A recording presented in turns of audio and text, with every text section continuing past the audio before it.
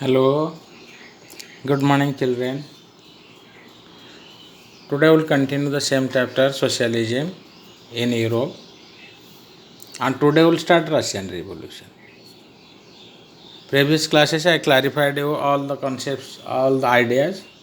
Who are liberals and who are radicals we discussed, and the scope for socialism in Europe we discussed.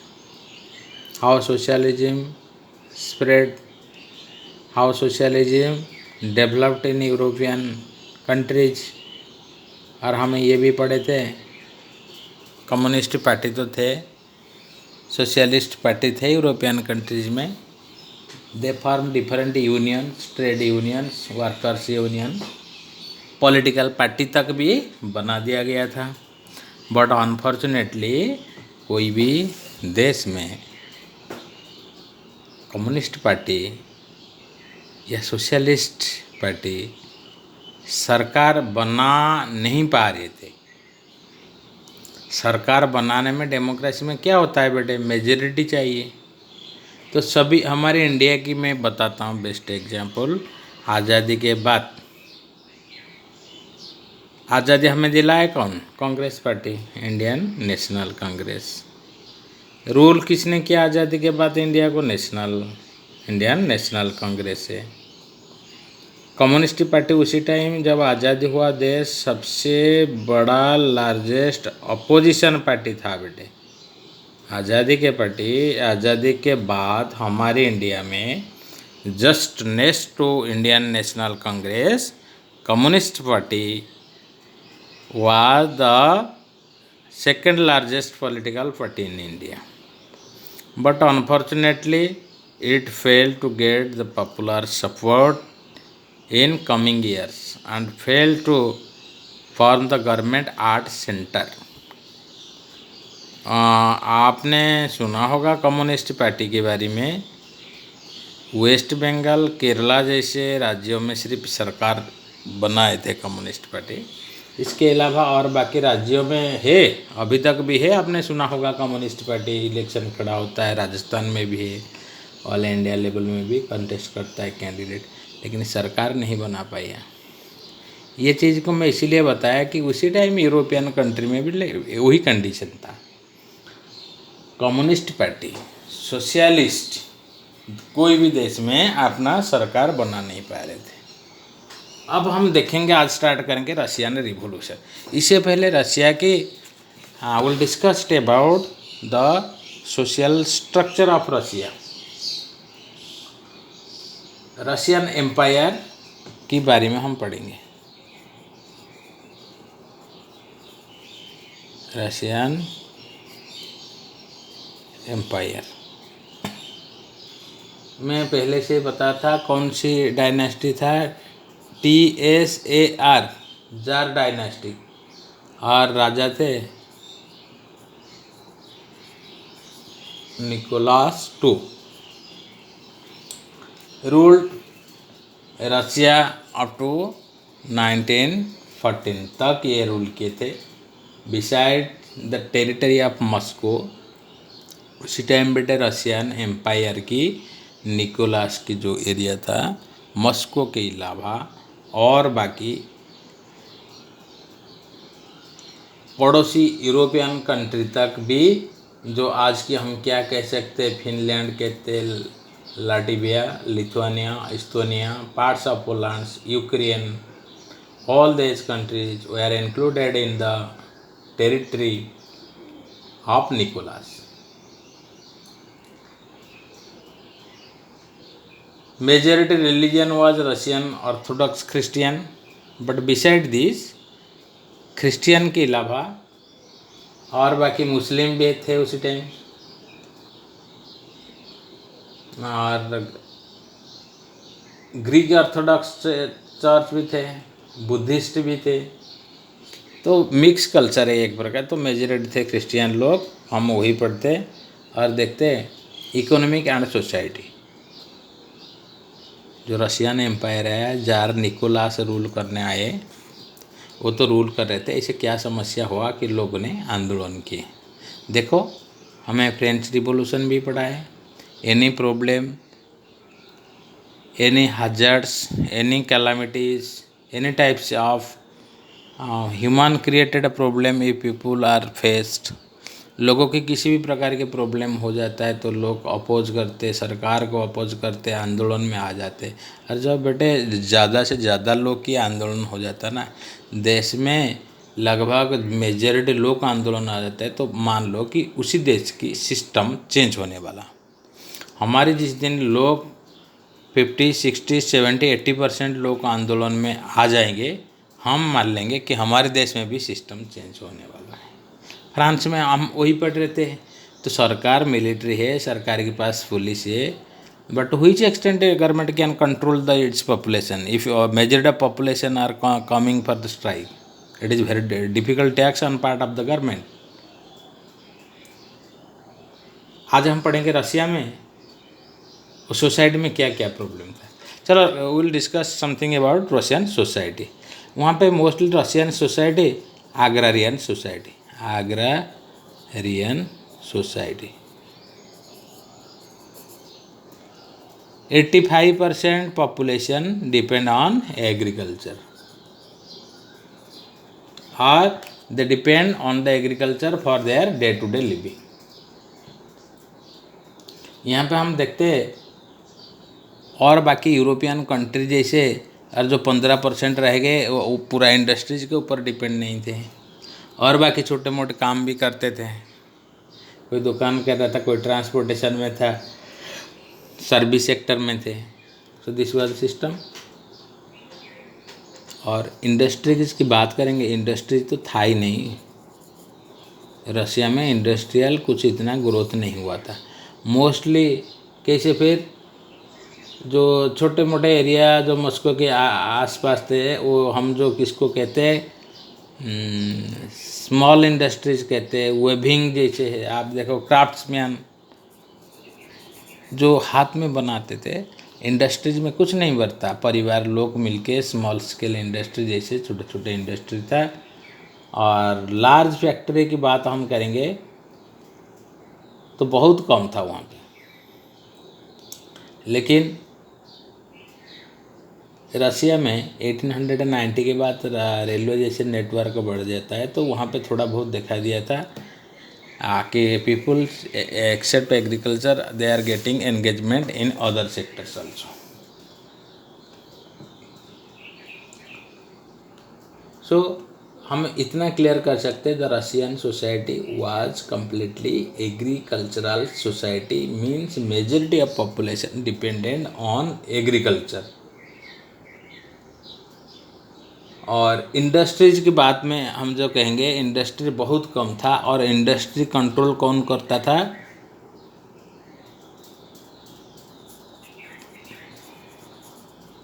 Private individuals, they are controlling industries.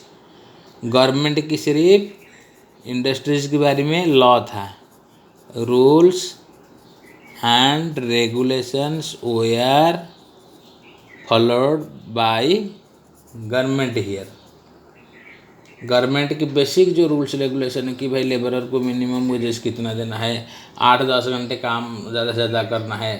और they are the factory inspector, और ये factory जो inspector थे वो time time industrialist लोग से घूस लेके ये रूल को इतना स्ट्रिक्टली फॉलो नहीं करते थे। कौन से रूल, जो वर्किंग आवर है, एक लेबरर को आप 8-10 घंटे की जगह 15 घंटे काम कराओगे, या उसको फोर्स करोगे भाई आपको जो सैलरी दिया रहे 10,000, it is not for 8-10 hours, it is for 15 hours. तो बेचारा मर पड़े के जो परेशानी हो के भी काम आपकी पूरा करेगा। एक्चुअली 15 घंटा काम करने के लिए बात, वो एम्प्लॉइज परिवार के लिए कितना टाइम देगा, क्या कैसे करेगा, it is very difficult. So जो इंस्पेक्टर थे, industrial inspector, factory inspector, they were not able to prevent rules being broken. वहाँ पे कहाँ पे वर्किंग डेज कहाँ बढ़ जाता था, अनएम्प्लॉयमेंट थे, और लेबरर भी डिमांड में ज़्यादा होने के कारण ये मालिक लोग, दे वर एक्सप्लॉइटिंग दो workers. Industrialist, capitalist, they got the chance to exploit the workers, worker को एक्सप्लॉइटेशन ये लोग करते थे। अब हम वर्कर की जब सोसाइटी बात करेंगे, worker society was not United,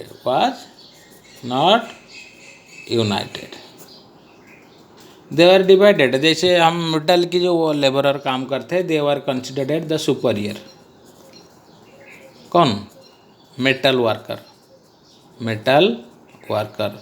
जैसे लोहा की फैक्ट्री है, वहाँ पे जो लेबरर काम करते थे बेटे, वो सभी लेबरर से अपने आप को हीरो समझते थे, अपने आप को सुपीरियर समझते थे। और बाकी फैक्ट्री में जो वर्कर थे उनके साथ कोई लेना देना नहीं था, क्योंकि वो आपने इसे हम देख सकते कि there was division among the working class, division of working class. अब हम जैसे पढ़ रहे थे कि यूरोपियन कंट्री में यूनियन बन रहा था, तो यहाँ पे तो हम देख रहे थे भाई वो डिवीजन बन रहा है, society was divided, division among workers would themself in dress and manners too also. उनका जो हाई फाई थे, उनका ड्रेस था भाई, ये कहाँ पे, ये मेटल फैक्ट्री में, ये कहाँ है, ये लेदर फैक्ट्री में काम कर रहा है, ये इन्फीरियर है, और वो फूड फैक्ट्री में काम कर रहा है, अच्छा अच्छा इसकी सैलरी ज़्यादा है, इसकी सैलरी कम है, उसका यूनिफॉर्म देखो, उसका ड्रेस देखो। और वहाँ पे बेटे लेबर ज़्यादा होने के कारण वहाँ की जो फैक्ट्री में डिसमिस होने की, सस्पेंड होने की, क्या कहते हैं हम, जॉब से निकालने के लिए पॉसिबिलिटी ज़्यादा था। Owners they upon exploited the workers, even they dismiss the employees. और लैंड ओनरशिप ये हो गया इंडस्ट्रीज की। अब रशिया की लैंड ओनरशिप करते हैं। लैंड आप तो जानते हो बेटे, कम्युन में मैंने कल बताया, कम्युनिस्ट सिस्टम था, कम्युनिटी सिस्टम था। लोग, सारे गांव के लोग मिलजुल के वहाँ पे खेती करते थे और डिवाइडेड करते थे। एक मीटिंग होता था, they finalise what category of land should be given, which category of people. Last year for example some categories they were given the best lands, and this year it was decided in the village meeting that they will be given the worse or middle rank lands. It was decided on the open meeting of the village. वही village के लोग थे और ज़मीन की मालिकाना नहीं था। और कई एरिया में तो बेटे मिलजुल के सारे लोग काम करते थे। ये मेरा ज़मीन तेरा ज़मीन ना करके गांव की सभी लोग सुबह निकल जाते थे खेती में, और सभी, मान लो कि कटाई होता है तो सभी लोग शुरू से कटिंग करते थे। कटाई जो करते थे एक साइड से स्टार्ट करके बिल्कुल एनिमल की गाड़ी, बुला गाड़ी लेके उसको लोड करके अपने घर में लेके आते थे। हार्वेस्टिंग करते थे। कटाई के बाद हार्वेस्टिंग होता है। हार्वेस्टिंग से पता चलता है कि कितना प्रॉफिट हुआ। 50 बोरी होता है, 100 बोरी होता है, 500 बोरी होता है, और गांव में मान लो कि 100 लोग है, उसको डिस्ट्रीब्यूट किया जाता था। ये सिस्टम था कम्युनिस्ट सिस्टम। तो इसी ये जो कम्युनिस्ट सिस्टम जो लैंड था, that was helpful for the Russia to implement the socialism pattern of society. ये कम्युनिस्ट सिस्टम की वजह से सोशलिस्टिक जो पैटर्न बना रशिया में, हम पढ़ रहे थे, that was successful because of that traditional agricultural system.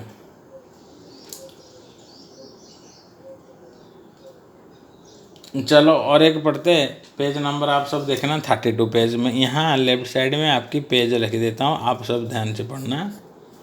और socialism in Russia,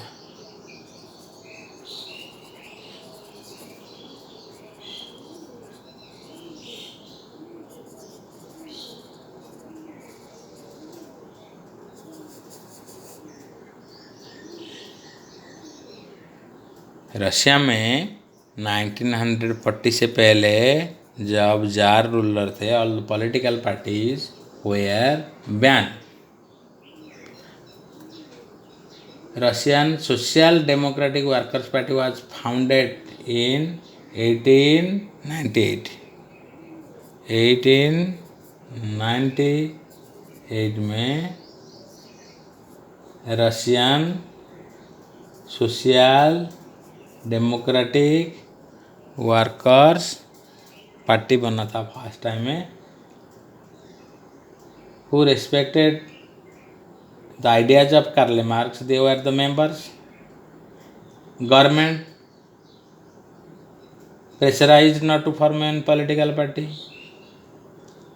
and the party RSDWP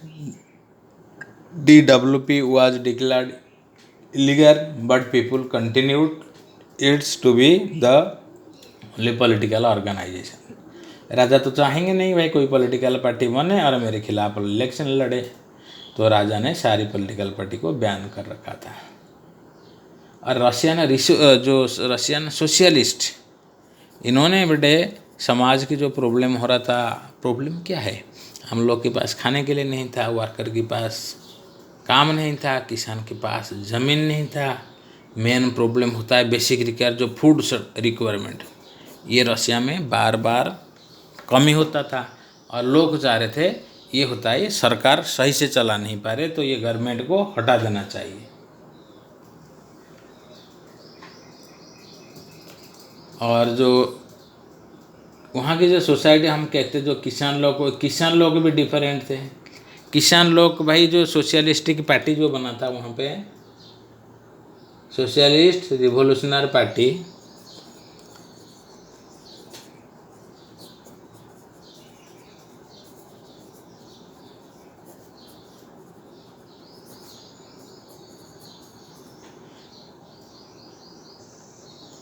इससे तो पहले 1898 में पॉलिटिकल पार्टी था. चलो कि किसी भी प्रकार किसी भी कारण की वजह से ये धीरे धीरे इसकी इम्पोर्टेंस हटा गया था. जो सोशलिस्ट थे रशिया में, जो कम्युनिस्ट थे, उन्होंने 1900 में रशिया में राजा की मना करने की बाद भी इन्होंने एक पॉलिटिकल पार्टी बनाते. और ये पार्टी क्या करता है, this basically the political party struggle for interest of peasants, their rights.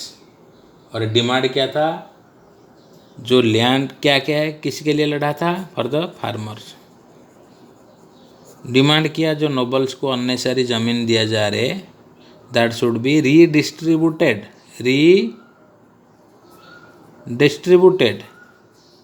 ये नोबल लोग को अननेसेसरी क्यों ज़मीन रखेंगे.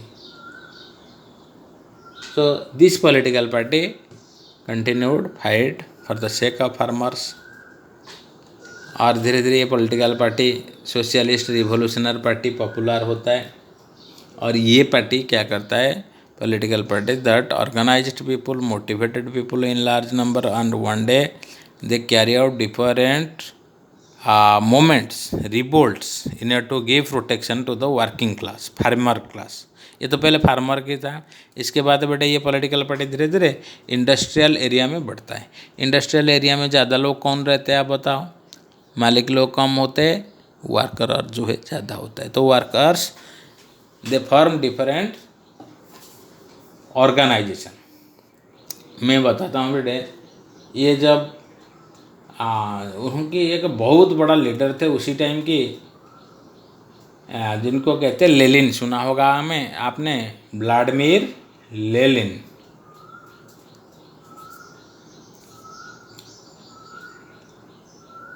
इसे लिखते BLA, व्लादिमीर लेनिन. आप सिर्फ लेनिन का ये नाम याद रखना. ये बहुत बड़ा सोशलिस्ट लीडर थे, कम्युनिस्ट लीडर थे. जब रशिया ने कम्युनिस्ट सिस्टम शुरुआत हो रहा था, और ये लेनिन ने क्या किए, जब शुरुआत में पॉलिटिकल पार्टी कम्युनिस्ट पार्टी की फॉर्मेशन हुआ था, उसी को कहा गया बोल्शेविक. क्या कहा गया, ये एक वर्ड याद रखना, बोल्शेविक कहा गया.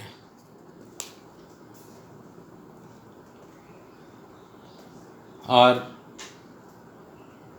इनको कहा गया कि बोल्शेविक एक पॉलिटिकल पार्टी, इसमें बेटे जो party members, those who will come to political party, they should be well disciplined, trained. जिसी को मर्जी उसी को हम पॉलिटिकल पार्टी में नहीं सकते. एक डिसिप्लिनरी लोग होना चाहिए कि पर्टिकुलर लोग को सिर्फ पॉलिटिकल पार्टी में एडमिशन दिया जाएगा। और पॉलिटिकल पार्टी का क्या नाम था? ये बोल्शेविक। और एक संस्था था बेटे, और एक पॉलिटिकल ऑर्गेनाइजेशन था जिसको हम कहते मेन सेविक, बोल्शेविक, ये मेन सेविक। इसमें बता के अरे भाई पॉलिटिकल पार्टी हम बना रहे सोसाइटी में, जो चाहे, जो वर्किंग क्लास चाहे, गरीब लोग धनी चाहे, they are mostly welcome, all can be the members of मेन सेविक्स। They thought that party should be open to all. This was the difference between Bolshevik and Menshevik. आज की मेन क्वेश्चन ये है, और ये राजतंत्र कैसे किसी प्रकार की प्रॉब्लम किया था और सोसाइटी में कैसे प्रॉब्लम हुआ था। ये थोड़ा लेट जा रहे हैं, no problem, tomorrow will continue the French revolution 1905 में क्या प्रॉब्लम हुआ था वो हम कल पढ़ेंगे। 05 में आंदोलन होता है और फिर 1917 में कंप्लीट आंदोलन होता है, फिर राजतंत्र को हटा दिया जाता है, जारिस्ट रूलर को हटा दिया जाता है, then complete new system, communist system, socialist system was completely enacted in Russia and many neighboring countries were added there. They combinedly the system was known as USSR. Okay, thank you very much. I'll give you some assignment here. You have to do these assignments. I'll give you below. Okay, thank you very much.